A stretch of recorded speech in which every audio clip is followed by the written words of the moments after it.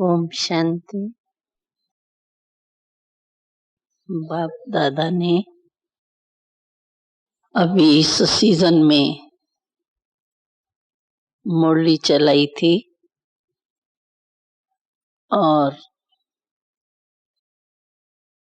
संदेश भी भेजा था कि तपस्या वर्ष में विशेष क्या करना है। तो वो संदेश और मुरली तो आप सबने सुनी है, लेकिन बाबा का उसमें विशेष अटेंशन था। तो योगी तो बचे है ही, क्योंकि जब बाबा के बने तो बाबा के बने ही क्यों, ब्राह्मण बने ही क्यों। ब्राह्मण का अर्थ ही है कि बाप और दादा को पहचाना और बाप और दादा के बने अर्थात बच्चे बने, तब ब्राह्मण बने। तो बच्चे बने अर्थात बाप से पूरा ही वर्षा लेने के अधिकारी बने। तो बाबा ने कहा कि बाबा से दिल का प्यार हुआ तभी ही मर्जीवा बने, चेंज हुए। अगर किसी के साथ पहचान नहीं, संबंध नहीं, प्यार नहीं, तो कभी भी उनके नहीं बनते। तो बाबा का बनना अर्थात बाबा को पहचाना भी, संबंध भी जुड़ गया बाप और बच्चे का, और वर्षा भी मिला, प्यार भी हो गया। तो जिससे प्यार होता है तो प्यार में होता ही क्या है, उसकी याद बुलाते भी नहीं भूलती। ये है पक्का प्यार। जिससे भी प्यार होगा तो कितना भी हम चाहें उसको भूल जाएं तो भूलना मुश्किल होता है, याद करना मुश्किल नहीं होता है। तो हमारे लिए भी ऐसा ही है। बाबा को याद करना सहज है या बाबा को भूलना सहज है? क्या है? बाबा को भूलना मुश्किल है या याद करना मुश्किल है? बोलो। हाँ, मुश्किल है या सहज है? सहज है, याद करना सहज है। हाँ जी बोलो। हाँ जी। हाँ हाँ, दोनों मुश्किल भी है, कभी कभी मुश्किल होता है। हाँ, वैसे सहज है लेकिन कभी कभी मुश्किल होता है, उसका कारण और होता है। हाँ? वैसे तो सहज है ना। बाबा जैसा कोई है कोई बाबा जैसा?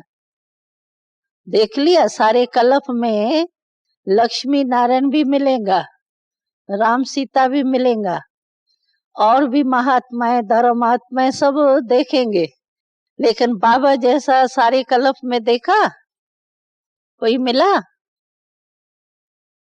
मिला कोई? नहीं, नो। तो फिर उसके सिवाय कौन याद आएगा? जो सबसे बढ़िया होता है, जो सबसे प्यारा होता है, जो सब कुछ देने वाला दाता होता है, वही तो याद आता है। तो बाबा के सिवाय और कौन याद आएगा? तो याद करना मुश्किल है, याद करना मुश्किल नहीं है, लेकिन भूलना मुश्किल। क्योंकि हमारी जीवन ही किसके लिए है? बाबा के लिए। अभी आप सेवा भी कर रहे हो, ब्राह्मण जीवन में जिंदा चल रहे हो किस आधार से? बाबा के आधार से ना। तो इसीलिए बाबा ने कहा कि योगी तो हो ही, भोगी जीवन तो अभी खत्म हो गई, योगी बन गए, यानी बाबा के याद में रहने वाले योगी हो गए। लेकिन बाबा ने कहा तो योगी हो, फिर अभी तपस्या क्या करेंगे, हो ही योगी।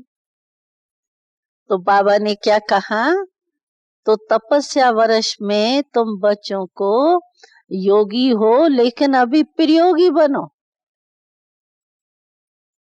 जैसे साइंस वाले होते हैं ना, साइंस क्या है, साइंस क्यों अच्छी लगती है, क्योंकि वो प्रयोगशाला में जो इन्वेंशन करते हैं वो प्रैक्टिकल हम लोगों को प्राप्ति होती है उससे, इसीलिए साइंस को सब मानते हैं। शिव बाबा को कोई मानता है, कोई नहीं मानता है, लेकिन साइंस को तो सब मानते हैं ना। क्यों मानते हैं, क्योंकि उन्होंने प्रैक्टिकल में अनुभव करा के दिखाया है। गर्मी होती है तो पंखा लग जाता है, हवा ठंडी हो जाती है, ठंडी होती है तो गर्मी हो जाती है, उड़ जाते हैं। साइंस द्वारा देखो प्लेन निकला, तो यहाँ इंडिया में आप नाश्ता करो और दिन में लंदन में जाके लंच करो, और आगे जाओ तो डिनर जाके अमेरिका में करो। हा? कितना सहज हो गया।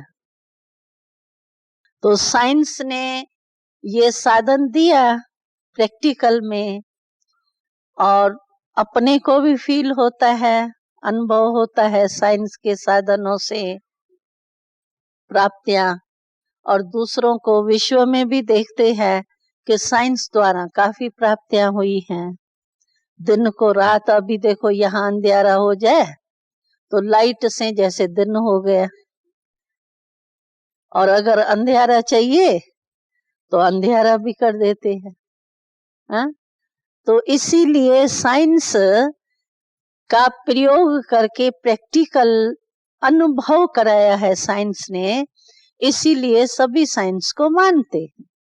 तो बाबा कहते हैं योग क्या है, योग है साइलेंस पावर। वो साइंस पावर है, योग हमारा साइलेंस पावर है।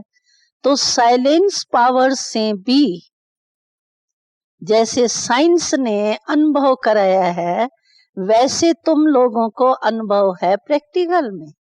इसको बाबा कहते हैं योगी तो हो, लेकिन प्रयोगी बनो अनुभव में।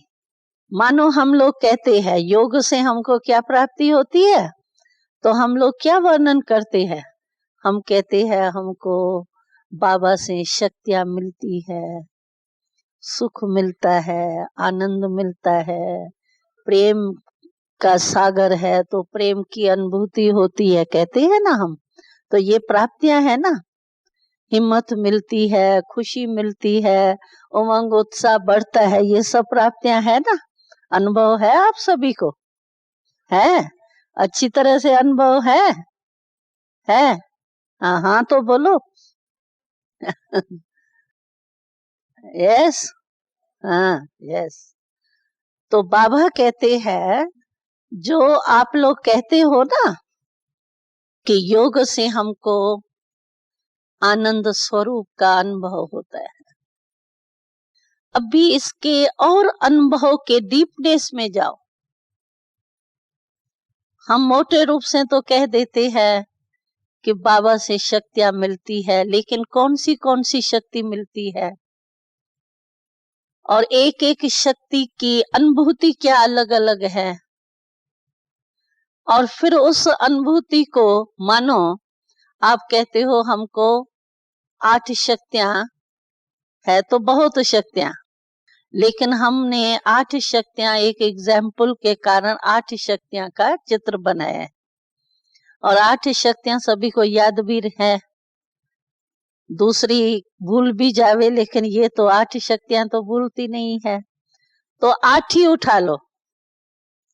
अच्छा, सामना करने की शक्ति है, समाने की शक्ति है, निर्णय करने की शक्ति है। तो ये हमको मिली तो संयोग से, हमको बाबा से मिली, लेकिन प्रयोग करना माना जिस समय हमारे सामने कोई व्यर्थ संकल्प आता है, मानो, क्योंकि माया तो आएंगी, पेपर तो आएंगे, बिना पेपर के तो कोई पास हुआ ही नहीं है। कहाँ भी किसी भी क्षेत्र में देखो, तो बिना पेपर के कोई पास होता है क्या? तो हमारा इतना बड़ा इम्तिहान है 21 जन्म के लिए, राज भाग्य। तो इतने बड़े इम्तिहान के लिए, इतनी बड़ा पद प्राप्त करने के लिए पेपर तो होंगे ना। तो पेपर तो आएंगे ही, लेकिन हमने कहा कि योग माना मास्टर सर्वशक्तिवान बनना, ठीक है ना। योग का अर्थ ये है ना। तो बाबा कहते हैं तो तुमको ये तो पता है कि योग माना तो मास्टर सर्वशक्तिवान होना, और शक्ति आती भी है, लेकिन कहाँ तक समय पर प्रयोग में आती है। यानी शस्त्र मेरे पास है, ये शस्त्र हुए ना हमारे युद्ध में विजय प्राप्त करने के लिए, ये हमारे सभी शस्त्र हुए। तो शस्त्र तो हमारे पास है, तलवार भी है, ढाल भी है, एटम बम भी है, सब कुछ है हमारे पास। लेकिन जब टाइम आवे, उस समय एटम बम मैं निकालूं और चले ही नहीं, खत्म ही हो गया हो, तो उसको क्या कहेंगे? तलवार मेरे पास है, लेकिन जिस समय मैं कोई दुश्मन आवे मेरे सामने और तलवार मैं निकालूं उसका गला काटने के लिए, और उसमें जंग लगी हो, काम ही नहीं करे, तो क्या कहेंगे? प्रयोग हो सकता है? नहीं हो सकेगा ना, धोखा मिल जाएगा ना।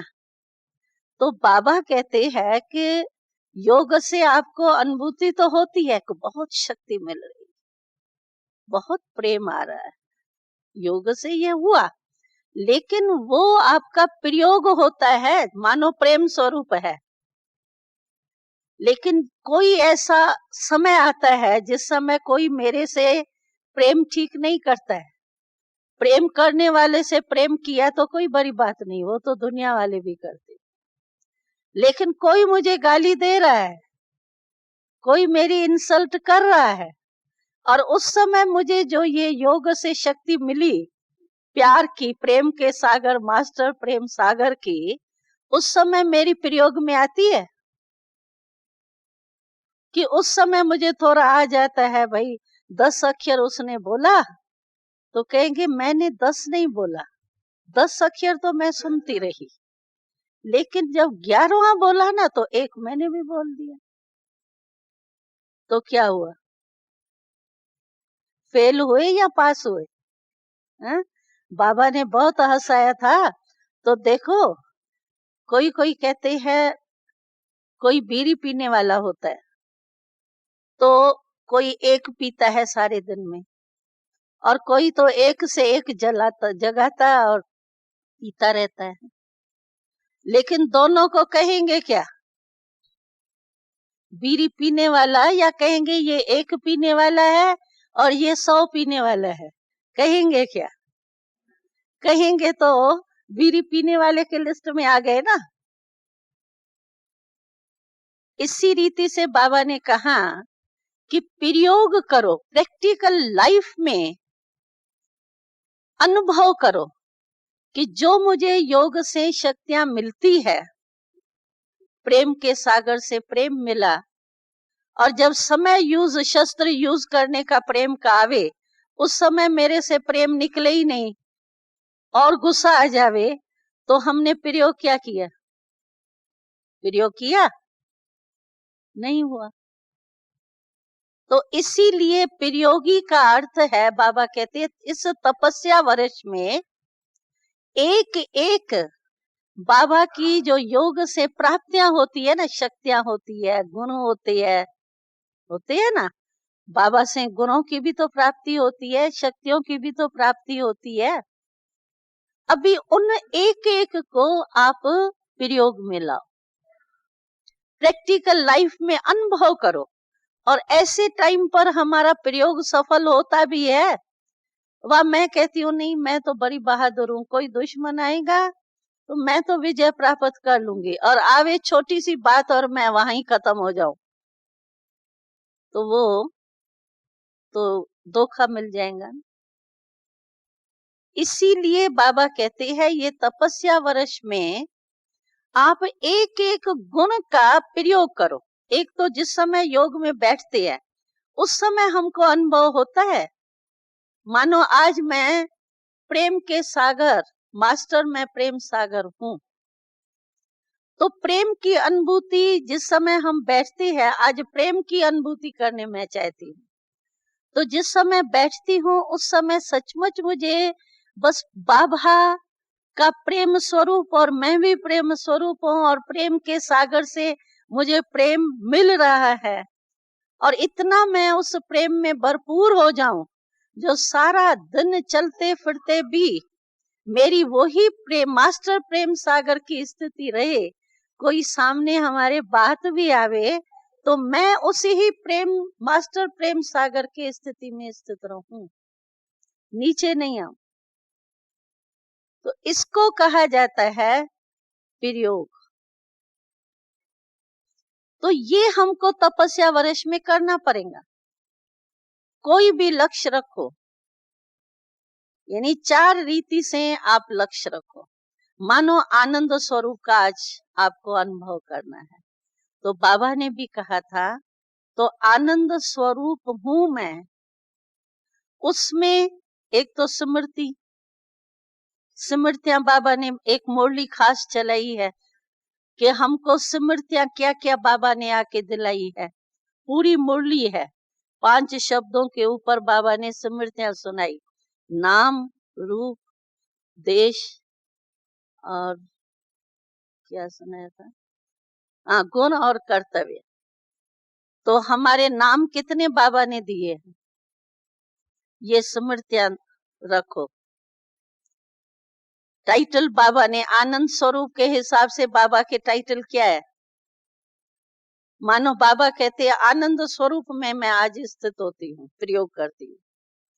तो आनंद स्वरूप के टाइटल बाबा के क्या है, मिसला मैं बताती हूँ, जैसे बेफिक्र बादशाह, बेगमपुर के बादशाह। तो बेगमपुर के बादशाह का टाइटल स्मृति में लाओ तो क्या आएगा, आनंद ही आनंद आएगा ना। इसी रीति से समझो, जो भी आप टॉपिक रखो, आनंद स्वरूप की रखो, प्रेम स्वरूप की रखो, मानो आनंद स्वरूप का मिसाल हम दे रही है। उस आनंद स्वरूप के प्रयोग के लिए हमको गुण कौन से याद रखने चाहिए, जो मैं बिल्कुल ही आनंद स्वरूप में रहूं। तो कौन सा होना चाहिए, हर्षितता, संतुष्टता, ये आनंद स्वरूप के गुण है। मैं एक दो मिसाल बता रही हूँ आपको, सारा डिटेल नहीं बता रही हूँ। इसी रीति से स्मृतियां आई, बेगमपुर के बादशाह टाइटल जो है वो स्मृतियों रूप में आएगा ना। और शक्ति हमको कौन सी चाहिए आनंद स्वरूप में, कौन सी शक्तियां मुझे यूज करनी पड़ेंगी जो मेरा आनंद खत्म नहीं हो, आनंद स्वरूप में ही रहूं। है समेटने की शक्ति चाहिए, तभी आनंद स्वरूप होंगे। सहन करने की शक्ति चाहिए, है समाने की शक्ति चाहिए। अभी ऐसे सोचो, आप प्रयोग करो ना, ऐसे नहीं बस मैं बिंदु हूँ, बाबा भी बिंदु है, बिंदु में बैठे, फिर बिंदु खिसक गई, फिर कहते हैं अभी पता नहीं क्या हो गया, योगी खत्म। ऐसे नहीं, भिन्न भिन्न रूप से योग का प्रयोग करो। एक ही टॉपिक को लेकर के उसमें स्मृति भी सोचो, शक्तियां कौन सी, गुण कौन से, और ज्ञान की पॉइंट्स जो है उसको भी आनंद स्वरूप की ज्ञान की पॉइंट्स कौन सी है। मानो ड्रामा है, ज्ञान है ना, निजी ज्ञान ड्रामा की पॉइंट है। अभी ड्रामा में कौन सी ऐसी बात है जो हम आनंद स्वरूप में यूज करें, सोचो। है कल्याणकारी ड्रामा है। हाँ, हीरो पार्टदारी है। वाह वाह ड्रामा वाह। हाँ? अगर हमको ये याद आता है, वाह ड्रामा वाह, क्या क्या वाह है ड्रामा, और कितना अच्छा ड्रामा बना हुआ है, मेरा उसमें पार्ट कितना बढ़िया है, तो उससे क्या आएगा, आनंद आएगा। और ये अगर सोचेंगे 5000 वर्ष के बाद फिर भी मैं गिर जाऊंगी, तो आनंद के बजाय क्या आएगा? तो है तो ड्रामा की पॉइंट ठीक, लेकिन जो हम स्वरूप सामने रखते हैं, उस स्वरूप के हिसाब से आप ये सभी बातें सोचो, क्योंकि सारा दिन आपको उस प्रयोग में रहना है। चलते फिरते खाते पीते, समझो खाना खा रहे हैं, अभी खाना खाते आप वैसे भी याद में रहते हो, लेकिन आज आपको आनंद स्वरूप का प्रयोग करना है, तो आप खाने के टाइम क्या ज्ञान सोचेंगे, क्या सोचेंगी? जिसमें आनंद आ जाए। हाँ, यानी ब्रह्मा भोजन, भगवान के भंडारे का भोजन मैं खा रही हूँ। हाँ, देवताओं को भी नहीं प्राप्त होता है वो मेरे को, और मेरे साथ भगवान रोज खाता है। अकेले खाते हो क्या? हाँ, अकेले तो नहीं खाते है ना, यानी भगवान मेरे साथ खाता है। लोग तो बेचारे भगवान के मूर्ति को खिला खिला के घंटियां बजा के आवे ना आवे, वो तो बेचारे करते ही रहते हैं। और हमारे साथ तो बाबा कहा और बाबा आ जाता है ना, कि नहीं आता है, बिजी हो जाता है औरों में। आता है ना बाबा, हम भोजन पर बैठते हैं, हम बाबा को याद करते हैं, बाबा अभी आपके साथ ही खाएंगे, तो बाबा आता है ना, सेकंड में आ जाता है ना। तो समझा आपने प्रयोग कैसे करो? 4 बातें आई ना ध्यान में, एक स्मृति, एक गुण, शक्ति और ज्ञान को भी पॉइंट्स को उस रूप में लाओ जो जैसा गुण हो। प्रेम है, प्रेम स्वरूप का अनुभव करना है, तो गुण भी प्रेम स्वरूप का लाओ, टाइटल भी वो प्रेम स्वरूप का लाओ। जैसे प्रेम स्वरूप में हम जो आनंद स्वरूप में तो बेफिक्र बादशाह कहा, प्रेम स्वरूप में हम कहेंगे हम क्षमा के, बाबा के क्षमा के परवाने हैं, तो परवाने क्या होता है, प्रेम में निचावर हो जाते हैं। मिसला मैं बता रही। तो इसी रीति से ये 4 बातें जिस समय हम बैठते हैं उस समय भी यूज करो, प्रैक्टिकल में अनुभव करो, उस शक्तियों में खो जाओ, सामने करने की, समाने की शक्ति, संतुष्टता का गुण, हर्षता का गुण, उस गुण में खो जाओ। ऐसे नहीं बस इसका आनंद स्वरूप का गुण जो है ना वो हर्षत मुख है, खत्म हो गया, हर्षत मुख हो गया पूरा। वर्णन नहीं करो, सिर्फ वर्णन नहीं, रिवाइज नहीं करो। एक है रिवाइज करना और दूसरा है रियलाइज करना। तो सिर्फ रिवाइज नहीं करना, हाँ ये गुण है, ये स्मृति है, ये ज्ञान है, ये कहा था, यही सुनाया था, हाँ मैं बेफिक्र बादशाह हूँ, मैं हूँ तो सही, लेकिन बादशाहपन का वो आवे ना नशा, प्रैक्टिकल में रियलाइज हो ना, मैं बेफिक्र बादशाह हूँ, उस सीट पर बैठी हूँ और अनुभूति हो रही है बादशाहपन की, तभी तो मजा आएगा ना। बाकी मैं बादशाह हूँ, बेफिक्र बादशाह हूँ, फिर थोड़ी कोई कुछ हुआ बात तो फिक्र भी आ गया और कह रही हूँ बेफिक्र बादशाह हूँ। तो ऐसा तो नहीं ना, वो नहीं। हम बाबा सुनाता था, एक कहानी सुनाता था ना, एक तोते की, सुनिए कहानी तोते वाली। तो बाबा सुनाता है मुरली में। तो एक तोता था और तोते को इंडिया में कहते हैं गंगाराम, तोते को कहते हैं। तो एक तोता था, उसको कहा भाई तुम नल के पर नहीं बैठना, उसको सिखाया। तो उसने क्या किया, वो नलके पर बैठ के ही बोल रहा था गंगाराम नलके पर नहीं बैठना, लेकिन बोल नलके के ऊपर ही रहा था। तो बाबा कभी कभी कहते हैं कि बच्चे जो है ना, जिस समय माया आती है ना, मानो थोड़ा सा आ गया जोश, जोश आ गया आप में, अभी जोश आ गया तो अंदर में कह रही नहीं, मैं तो प्रेम से, मैं तो प्रेम से। बाबा भी प्रेम का सागर है। और वो क्रोध भी आ रहा है, तो वो तो ऐसे ही हुआ, गंगाराम जैसी कहानी होगी। तो सिर्फ रिवाइज करने से सिर्फ यही होगा, लेकिन रियलाइज करो, उस अनुभूति में खो जाओ, इसको कहते हैं प्रयोग। तो पहले अपने में प्रयोग करो, फिर सेवा में इस प्रयोग को लगाओ। पहले स्व का होगा तभी तो दूसरे की सेवा कर सकेंगे ना। अनुभव के खजाना हम अपने पास इकट्ठा करेंगे, हमारे पास बहुत अनुभव की अथॉरिटी हो जाऊंगी मैं, तभी दूसरे को भी अनुभव करा सकूंगी ना। अगर मेरे कोई अनुभव नहीं है तो मैं दूसरे को क्या अनुभव करा सकूं। तो इस तपस्या वर्ष में पहले तो हमको क्या करना है, ये अनुभूतियां करनी, प्रयोग करना है। पहले अपने पर्सनल लाइफ में प्रयोग करो, बैठने के टाइम भी, चलते फिरते भी, खाते पीते।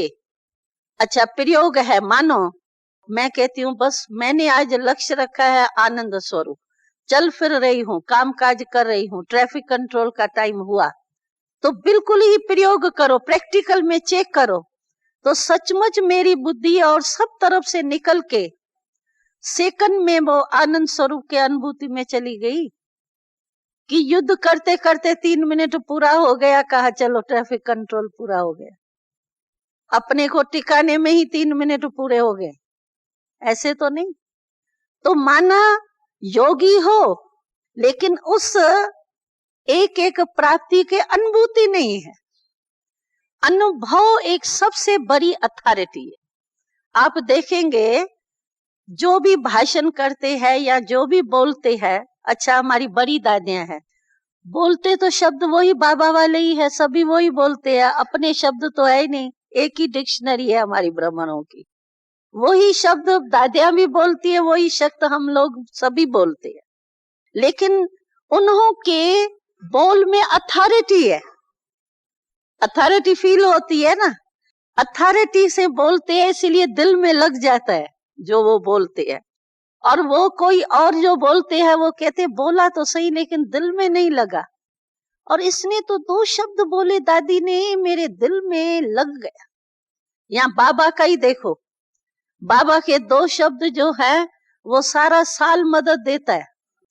क्या ये अनुभव की अथॉरिटी है ना। तो अथॉरिटी, अनुभव की अथॉरिटी वाले बनो। प्रयोग करने में आप क्या बन जाएंगे, सभी अनुभवों की अथॉरिटी बन जाएंगे। और आपका जो बोल निकलेगा ना कोई भी बात का, एक एक बोल हमारा जो है वो अथॉरिटी से निकलने के कारण, बाबा ने जो कहा ना, इतना समय थोड़ी अंत में मिलेगा आपको जो एक एक को बैठ के कोर्स करेंगे। ऐसी हालतें होंगी जो कोर्स बैठ के कराने का भी मार्जिन नहीं होगा, तो उस समय कैसे हम सेवा करेंगे। अनुभव का एक बोल भी आपका पूरी मुरली का काम कर सकता है। एक दिन का कोर्स आप 1 घंटा कराओ और अनुभव से दृष्टि भी दो और उसको प्रैक्टिकल में कह करके आप उस अनुभव में ले जाओ, तो सारे दिन का कोर्स 1 घंटे का पूरा हो गया ना एक ही शब्द में। तो तपस्या वर्ष में हमको ये करना है। अभी समझा आपने क्या करना है? हाँ, अंडरस्टैंड? हाँ यस यस, बहुत अच्छा कहते हो, यस तो ऐसे प्रयोग करो, सिर्फ रिवाइज नहीं, वर्णन नहीं। बाबा ने कहा एक है वर्णन करना, एक है मनन करना।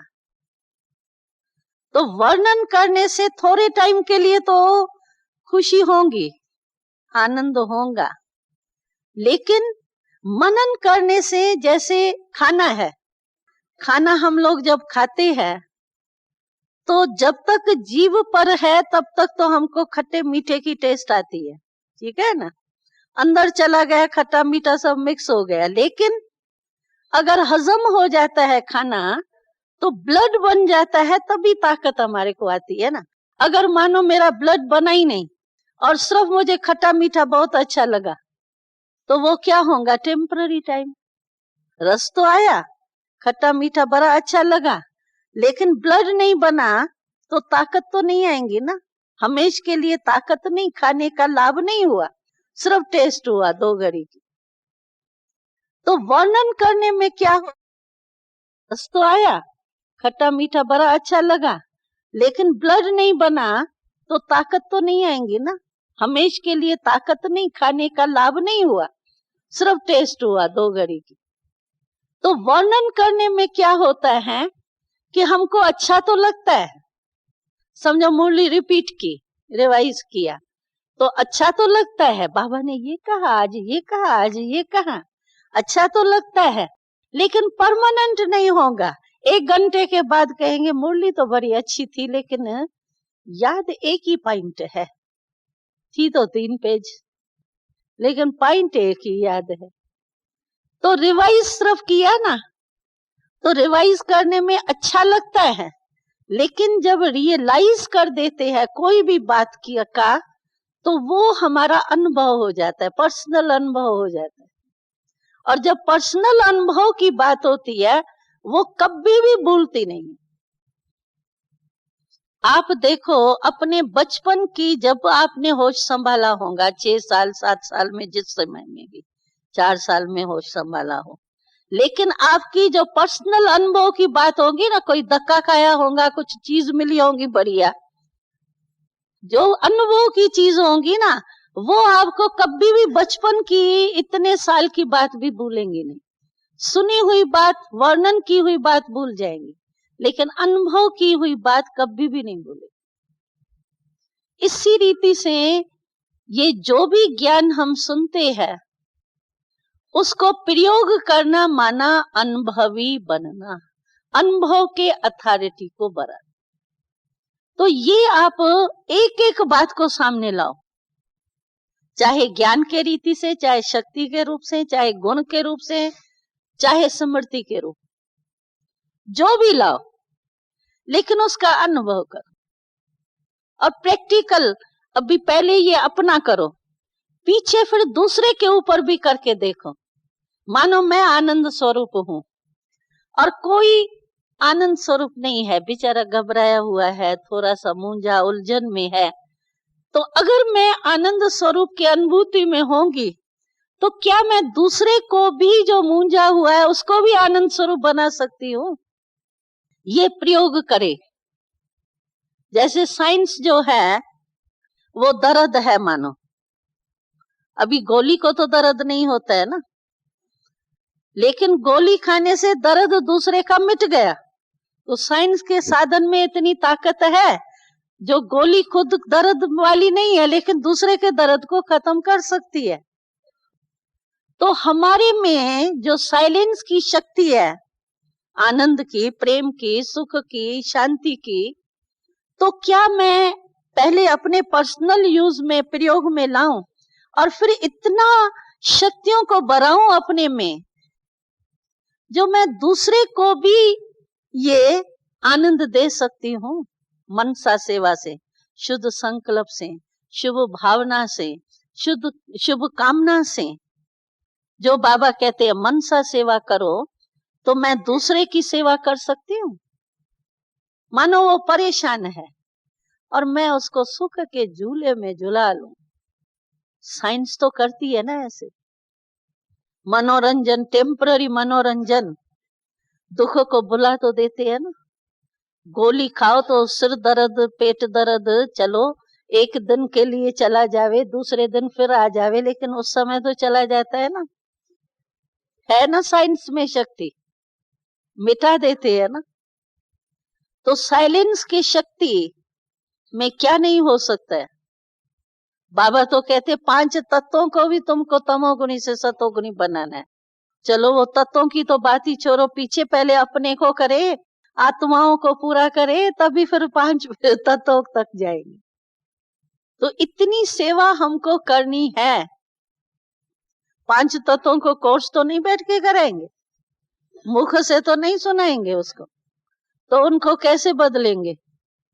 मनसा से ना, इस अनुभूतियों से ना। प्रयोगशाला में प्रयोग करते करते हमारे वृत्ति से, हमारे वाइब्रेशन से वायुमंडल चेंज होगा, माना प्रकृति चेंज होगी।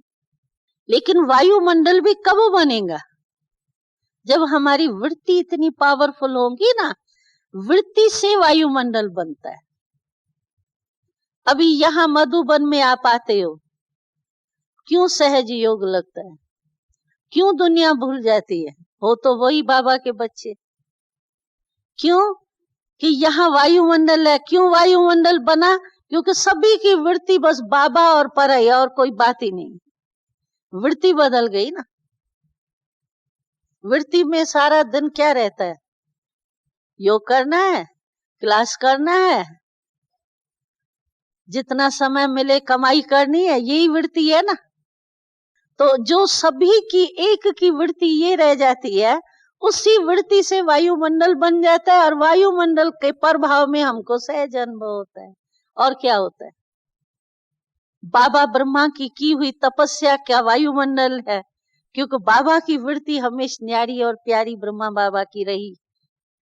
तो बाबा के वृत्ति से वायुमंडल बना तपस्या का, और उसी वायुमंडल में हम लोग जब यहाँ मधुबन में आते हैं तो कहते हैं यहाँ तो पता नहीं जैसे जादू कोई हो गया। मेरा योग इतना नहीं लगता था वहां, लेकिन यहाँ तो जादू हो गया। बस न चाहते भी बाबा ही बाबा याद आता है। ये क्या हुआ? क्यों? कि यहाँ वृत्ति से वायुमंडल चेंज हो। तो इसी रीति से हमको सारी प्रकृति को चेंज करना है। नहीं तो हम ऐसे अशुद्ध प्रकृति, तमोगुणी प्रकृति पर थोड़ी हम सुख लेंगे। वहां थोड़ी ये सब होंगी। प्रकृति दुख देंगी क्या? तो तमोगुणी प्रकृति को भी सतोगुणी बनाना है। लेकिन पहले, उससे तो पहले आत्माओं, इतनी सारी आत्माएं कितनी है, उनकी वृत्ति को वायुमंडल में बदले हम। पहले आत्माओं को बदली करना है, फिर प्रकृति बदले। तो कितना काम करना है? बहुत बड़ा कार्य है। ठेका उठाया है ना, कॉन्ट्रैक्टर है ना सभी, हैं? तो बाबा के साथ हम सब ने ठेका उठाया है कि नहीं, हम पुरानी दुनिया को बदल के नई दुनिया बनाएंगे। ये ठेका उठाया है, तो कैसे पूरा करेंगे ये कॉन्ट्रैक्ट? पहले खुद होंगे इतने होशियार, तभी तो करेंगे ना। तो इसी रीति से बाबा हमसे तपस्या वर्ष में, और नेचुरल है। आप देखो, जब भी साइंस का भी कोई प्रयोग करता है ना, तो अंतर्मुख होकर के, वो तो शीशों के कमरा बना करके, बिल्कुल आवाज नहीं हो, बिल्कुल डिस्टर्बेंस नहीं हो, उसमें बैठ के प्रयोग करते। कोई भी नई इन्वेंशन जब करते हैं तो कितना कुछ करते। तो हमारा तो कोई शीशे का कमरा तो बनाना ही नहीं है। हमको तो अंतर्मुख हो जाना है। चाहे बाहर आवाज हो रहा हो, लेकिन मैं अपने अंतरक स्थिति में स्थित हूं, तो मेरे लिए यही शीशे का एकदम वो साउंड प्रूफ हमारा कमरा वही है। अगर अंतर्मुखी हो जाओ, अंदर चले जाओ, शरीर के, देह और देह के दुनिया से परे, बस मैं आत्मा हूं और बाबा और मैं हूं, तो अंतरक आत्मा रूप में स्थित हो जाओ, अंतर्मुखी हो जाओ, तो यही आपका साउंड प्रूफ कमरा है। बाबा कहते हैं ना, यही कुटिया है, बिरकुटी ये कुटिया है, इस कुटिया में आत्मा बैठी है, इसी कुटिया में बैठ जाओ, बस बाहर के वातावरण और वायुमंडल में नहीं आओ। तो यही हमारा कुटिया है, यही हमारे तपस्या की स्थान है, बिल्कुल ही अंतर्मुखी। और वैसे भी आप देखो, आपको प्रैक्टिकल अनुभव होगा, जब कोई ऐसे सोचने की बात मानो आपकी है, डीप, बहुत फुल बुद्धि लगाने की, सोचने की बात है मानो, तो उस समय आप देखो, आप शरीर में होते हुए ये बाहर कुछ भी हो रहा है, लेकिन इतना टाइम आपको कुछ होश नहीं होता है। अगर कोई पूछेगा ना यहाँ से कोई गया, ये कोई आया था, आप कहेंगे पता नहीं, मैंने देखा नहीं, आंखें तो खुली हुई थी, कोई बंद तो नहीं थी। लेकिन आप उस बात के अंतर्मुखी थे, अंदर मन बुद्धि आत्मा सब उसमें बिजी थी आपकी, उसको अंतर्मुखी कहते हैं। वो हुई साधारण बात में, ये हुई आत्मा की स्थिति में, योग में। तो जब आप उसमें बिजी हो जाते हो ना, तो आप देखो अंतर्मुखी हो, आपको कोई डिस्टर्ब नहीं करेगा। और बाबा ने कह दिया है कि फाइनल पेपर आपका उस समय होना है जिस समय चारों ही और हलचल होंगी। प्रकृति का भी फुल फोर्स होगा, माया का भी फुल फोर्स होगा, विनाश की भी वो हलचल काफी होंगी, आत्माओं का चिल्लाना रड़ना, वो पुकारना, ये भी बहुत होगा। चारों और हलचल होंगी, एक किनारा भी खाली नहीं होगा, चार तरफ। ऐसे टाइम पर आपको एक सेकंड में स्मृति लब्धा होना है, कोई हलचल नहीं हो बुद्धि में, बिल्कुल अंदर चले जाओ, कुछ भी नहीं दिखाई दे, कुछ भी नहीं सुनाई दे, चारों ओर होगा। ये फाइनल पेपर का है ये नजारा, चारों ओर उस समय होगा। ऐसे नहीं सिर्फ वो जैसे यहाँ इराक में लड़ाई लग रही है तो इंडिया वाले तो आराम से सोए पड़े, एक तरफ नहीं होगा, चारों ओर हलचल होंगी। कोई भी तरफ आप चारों ओर देखेंगे ना तो हलचल ही हलचल देखने में आएंगी, कोई भी तरफ चार कोनों में से कोई भी कोना खाली नहीं होगा हलचल से। ऐसे टाइम पर हमको कितनी अभ्यास चाहिए, और होगा भी एक सेकंड में पेपर, टाइम भी एक सेकंड का मिलना है हमको, ज्यादा मिलना ही नहीं है। बस बाबा कहेंगे अटेंशन प्लीज, बस पेपर पूरा हुआ। और उस समय हम कहे मैं हूं तो आनंद स्वरूप, मैं हूं तो आनंद स्वरूप, आनंद वो तो गया तो फेल हो जाएंगे। इसीलिए बाबा कहते हैं तो तपस्या वर्ष का जो चांस दिया है वो इसीलिए दिया है कि कोई भी पीछे आने वाला, आगे आने वाला, कोई भी बाबा को उल्हना ये नहीं दे। तो बाबा हमको तो पता ही नहीं था, ऐसा अभ्यास ही नहीं किया, तो उल्हना नहीं कोई देवे पीछे आने वाले भी। इसीलिए बाबा ये 14 मास तपस्या का दिया। तो फिर तो बाबा कहेंगे ना 14 मास क्या किया, ऐसे ही घमाया गया। तो गोल्डन चांस है ना, है ना, और अभी कर सकते हैं, कोई ऐसी बात नहीं है। हम लोगों ने जब तपस्या की, भले बाबा हमारे साथ था, ये लिफ्ट थी और कोई कार्य नहीं था, लेकिन आपके टाइम में फिर ये मदद है। बाबा कहता था विनाश होगा, सिविल वार होंगी, खून की नदियां बहेंगी, लेकिन उस समय कुछ नहीं था। विनाश का तो कोई सरकमस्टेंस ही नहीं थे जब शुरुआत हुई है। ये सेकंड वर्ल्ड वार तो पीछे हुई है, लेकिन पहले जब स्थापना हुई है तब तक तो कुछ भी नहीं था। और आपके सामने तो विनाश खड़ा है, कोई ना कोई खबरें सुनते ही रहते हैं। स्थापना वालों को तो बल आता ही है ना, सामने खड़ा है। आपको ये लिफ्ट है, हमारे टाइम ये नहीं था, कुछ भी नहीं था। बाबा ने कहा बस समझो हमने माना, हाँ विनाश होना है। बाबा ने कहा दिवाली आएंगी नहीं, इतनी दिवालियां कर चुके हैं, तो भी हमने कहा नहीं दिवाली नहीं आएंगी, अभी सरेंडर होना है। यानी इतना निश्चय था हमें। बाबा ने कहा दूसरी दिवाली नहीं देखेंगे बच्चे, और ऐसा बाबा नहीं कहता तो आप लोग भी नहीं आते। क्यों, कि भट्टी बननी थी, कोई निमित्त बने तभी तो आप आए ना। तो लेकिन हम लोगों को ये क्वेश्चन ही नहीं उठा कि दूसरी दिवाली तो बीत गई, दिवाली आई तो सही, लेकिन संशय नहीं उठा कि बाबा आपने कहा था दिवाली नहीं आएंगी, तो दिवाली तो आ गई। लेकिन हमको संकल्प और व्यर्थ नहीं आता था। हम कहते थे अच्छा किया बाबा ने जो दिवाली कहा ना, नहीं होगी, नहीं तो हम आते ही नहीं। चलो 4 दिवाली के बाद होना है विनाश, तो तीसरे में आ जाएंगे, चौथे में पहुंच जाएंगे, अलबेले हो जाते। लेकिन बाबा ने कहा दूसरी दिवाली नहीं होंगी, तो फट से परवाने क्षमा पर जल गए। तो ये फायदा था ना, फायदा हुआ ये भी। तो इसीलिए आप लोगों को अपनी लिफ्ट है और हम लोगों को अपने प्रकार की लिफ्ट। लेकिन बाबा सभी को, हमने देखा है, हम तो सभी को कहते हैं जो पीछे आई है, हम लोगों ने मक्खन बिलोरा और आप खाने के टाइम आ गए, तो लकी कौन? लकी कौन? हम लोगों ने निकाला मक्खन और आप खाने के टाइम पर आ गए आराम से तो लकी हुए ना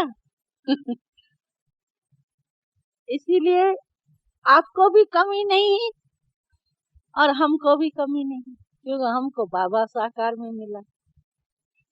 आपके आगे देखो कितना एग्जाम्पल है, और हमारे आगे तो कोई एग्जाम्पल नहीं था। क्या होना है कुछ पता नहीं।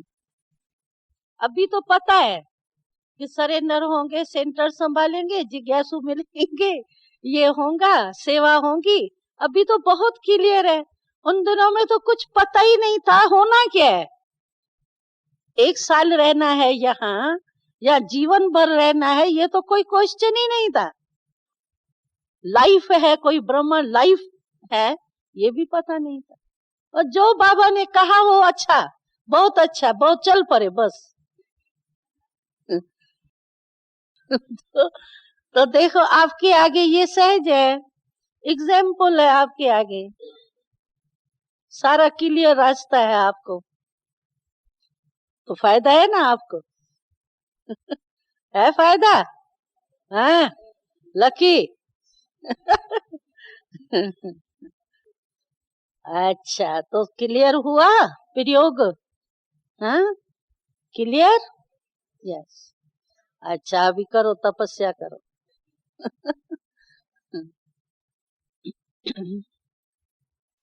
अच्छा, ओम शांति।